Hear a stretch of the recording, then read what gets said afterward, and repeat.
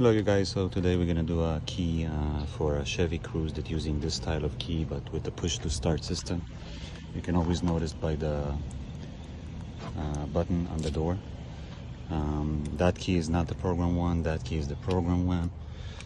What you want to do, you want to place the working key right over here, just like that. And you take the new key after you cut it to the door, and you're just gonna switch it to unlock 5 times. So 1, 2, 3, 4, 5. You're gonna go to the cluster, and the cluster gonna say ready for remote 3, just like that. And that point, you're just gonna take the key from the door. You're gonna place it right where you placed the other one, just like that.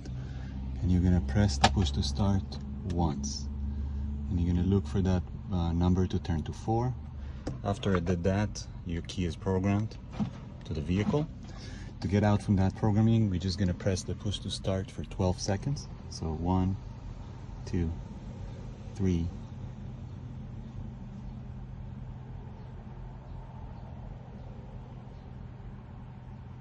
Okay, and that's it.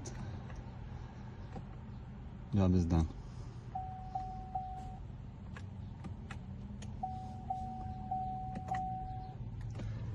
So this is the new key, and this is the old key.